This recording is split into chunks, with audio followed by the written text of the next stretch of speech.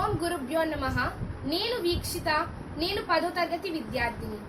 మనోధైర్యం అన్నా ఆత్మస్థైర్యం అన్నా రెండింటికి అర్థాలు మాత్రం ఒకటే. అదే సెల్ఫ్ కాన్ఫిడెన్స్. ఈరోజు నేను మాట్లాడబోయే టాపిక్ కూడా అదే. సెల్ఫ్ కాన్ఫిడెన్స్ తో ఎంతో మంది ఎన్నో విజయాలు సాధించిన వారు మన కళ్ళ ముందే ఎంతో మంది ఉన్నారు. వాళ్ళు అందరూ కాకపోయినా కొందరు మనకు తెలిసిన వారే. ఒక్కొక్కరిది ఒక్కొక్క కథ. మనం చెప్పుకోవాలంటే వ్యధ నుంచి కథగా మారి విజయం వైపు అడుగులు వేస్తూ మనలాంటి ఎంతో మందికి స్ఫూర్తిదాయకంగా నిలిచి ఉన్నారు. మనము విజయం సాధించిన వారు అందరినీ మీ విజయానికి రహస్యం ఏంటి అని అడిగితే ప్రతి ఒక్కరూ చెప్పే ఒకే ఒక కామన్ ఆన్సర్ని మనము ఓపెన్ సీక్రెట్ గా పిలుస్తాము. ఓపెన్ ఏంటి, సీక్రెట్ ఏంటి అని ఆలోచిస్తున్నారా? ఓపెన్ సీక్రెట్ అదే అండి, మనందరికీ తెలుసు కదా, సెల్ఫ్ కాన్ఫిడెన్స్. సెల్ఫ్ కాన్ఫిడెన్స్ అనేది అందరికీ తెలిసిన సీక్రెట్ అయినా ఎవరైతే దాన్ని ప్రాక్టీస్ చేసి దాన్ని అప్లై చేస్తారో వాళ్ళకి సక్సెస్ ఎంతో ఫాస్ట్ గా వాళ్ళ దగ్గరికి వస్తుంది. నేను ఇప్పుడు మీతో ఇలా మాట్లాడుతుంటే నాకు ఒక చిన్న స్టోరీ గుర్తొస్తుంది. నేను అది మీతో ఇప్పుడు షేర్ చేసుకోవాలనుకుంటున్నా.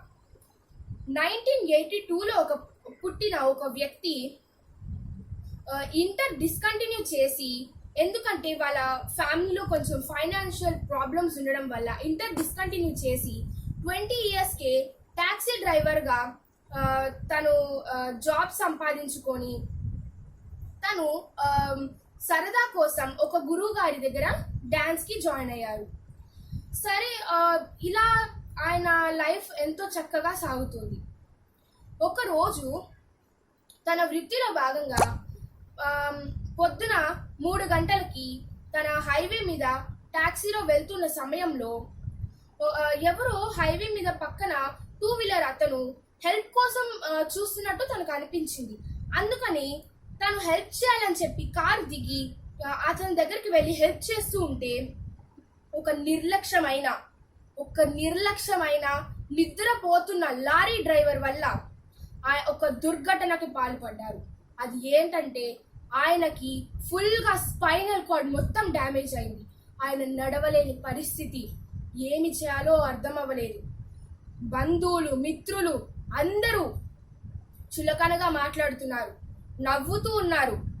అమ్మని ఎంతో గుచ్చి మాట్లాడుతున్నారు. అలాంటి ప్రజల మధ్యలోనే ఆయనకి 2.5 ఏళ్ళు తెలియకుండానే గడిచిపోయింది. అప్పుడు ఆయనే ప్రశ్నించుకున్నాడు, నేను ఎన్ని రోజులని ఇలానే పనుకొని బెడ్కే పరిమితం అవ్వాలి? నేను ఎందుకు అందరిలా లేచి నడవలేకపోతున్నాను అని ఆయనే ప్రశ్నించుకొని ఆయన మొదటి ప్రయత్నంలో ఆయన సఫలం అయ్యి ఆయన చైర్లో కూర్చోవడం మొదలుపెట్టారు. ఇలాంటి సంతోషమైన విషయము ఫస్ట్ తన గురువు గారికి చెప్పాలని అనుకున్నారు. గురువు గారికి కాల్ చేసి, గురుగారు నేను చైర్లో కూర్చున్నాను అని చెప్పిన వెంటనే గురువు గారు ఏమన్నారో తెలుసా అండి? అయితే నేను వాయిస్ పంపిస్తాను, డాన్స్ కొరియోగ్రాఫ్ చేయి అని అన్నారు. అప్పుడు ఈయనకి ఒక్క క్షణం ఏమీ అర్థం కాలేదు. నేనున్న పరిస్థితి ఏంటి, మా గురువు గారికి నా మీద ఇంత నమ్మకం ఏంటి అని అనుకున్నారు. సరే, మా గురువు గారికి నా మీద ఇంత నమ్మకం ఉంది కదా, నేను ఎందుకు దాన్ని వమ్ము చేయాలి అని తనకు తానే అనుకొని తన మనోధైర్యాన్ని రెట్టింపు చేసుకొని తను అలా మొదలైంది తన మరో జన్మ. అది ఎలా సాగుతోందో తెలుసా? ఎవరేమీ అనుకున్నా నువ్వుండే రాజా, నా రాజు నువ్వే, మంత్రి నువ్వే, సైన్యం నువ్వే, బంటు నువ్వే. ఎవరేమీ అనుకున్నా నువ్వెళ్ళే బడిలోన, పలక నువ్వే, బలపం నువ్వే, ప్రశ్న నువ్వే, బదులు నువ్వే. అన్నీ నువ్వే కావాలి, అనునిత్యం పోరాడాలి, అనుకున్నది సాధించాలి. ఎవరేమీ అనుకున్నా నువ్వుండే రాజాన అనే తీరులో సాగుతోంది. ఆయన కనిపించిన ప్రతి ఒక్కరిని ఆయన చెరగని చిరునవ్వుతో ఆప్యాయంగా పలకరిస్తున్న ఒక అల్లు పెరగని బాటసారిని నేను చూస్తూ పెరిగాను. ఆయనే ఎవరో కాదండి, ఆయన మా గురువు గారు. నా స్టేజ్ పర్ఫార్మెన్సెస్ కి ఎన్నో స్టేజ్ పర్ఫార్మెన్సెస్ కి కొరియోగ్రాఫ్ చేసిన డాన్స్ మాస్టారు. మనకు సెల్ఫ్ కాన్ఫిడెన్స్ అనేది ఎవరినో చూసి లేదా ఎవరైనా చెప్పితే మారిపోయేది వచ్చేది కాదండి. సెల్ఫ్ కాన్ఫిడెన్స్ అనేది ఏంటంటే మన జీవితంలో మనం సక్సెస్ కి వెళ్తూ ఉన్నప్పుడు ఎదురయ్యే సవాలుని అంటే ప్రాబ్లమ్స్ ని ఫేస్ చేసి ఎంతో ధైర్యంగా ముందుకు సాగుతామో అదే సెల్ఫ్ కాన్ఫిడెన్స్ అన్నమాట. విజయం అంటే ఓన్లీ డబ్బు సంపాదించడం మాత్రమే కాదండి. డబ్బు సంపాదించడమే అంటే ఎంతో మంది డబ్బు సంపాదించిన వారు మన భారతదేశంలో విజయాలు వాళ్ళు సొంతం అయిపోయినట్టు వాళ్ళ ఫీలింగ్. కానీ ఓన్లీ విజయం అంటే కేవలం డబ్బు సంపాదించడం మాత్రమే కాదు. మనము సెల్ఫ్ కాన్ఫిడెన్స్ అనే ఒక ఆయుధం మన దగ్గర ఉంటే మనం ఖచ్చితంగా విజయం మన వెనకాలే వస్తుంది. టాలెంట్, నాలెడ్జ్ ఆ రెండు ఉంటే సరిపోవు. దీంతో పాటు సెల్ఫ్ కాన్ఫిడెన్స్ అనేది ఉంటే మనము ఆ వృత్తిలో ఎంతో బాగా పైకి వెళ్ళొచ్చు. మన జీవితంలో సెల్ఫ్ కాన్ఫిడెన్స్ అనేది ఒక భాగంగా అయిపోవాలండి. నేను ఇప్పుడు మీకు ఈ సెల్ఫ్ కాన్ఫిడెన్స్ ఎలా ఇంప్రూవ్ చేసుకోవాలో కొన్ని టిప్స్ చెప్తాను.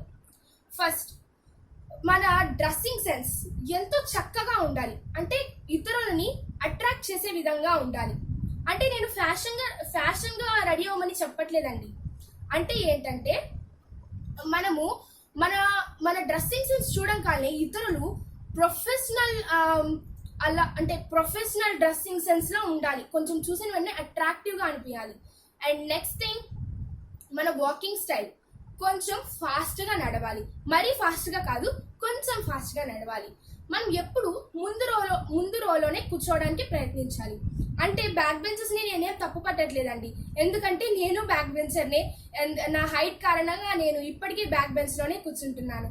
మనము నార్మల్ గా ముందు రోలో కూర్చోడానికి ప్రయత్నించాలి. ఆ తర్వాత మనము ఎప్పుడు పెద్దవాళ్ళ పట్ల రెస్పెక్ట్ గా ప్రవర్తించాలి. ఆ తర్వాత నెక్స్ట్ పాయింట్కి వస్తే మనము అప్రిషియేట్ చేయడం నేర్చుకోవాలి. అంటే మనకంటే చిన్నవాళ్ళు అయినా మనకంటే పెద్దవాళ్ళు అయినా ఎవరైనా కూడా ఒక మంచి పనిని చేస్తే మనము అప్రిషియేట్ చేయడం నేర్చుకోవాలి. అప్రిషియేట్ చేయడం వల్ల మన దగ్గర ఉన్న ఆశయం కరిగిపోదు కదండి. ఒక నవ్వుతో అప్రిషియేట్ చేసి ఒక్కసారి చూడండి ఎంత చక్కగా ఉంటుందో.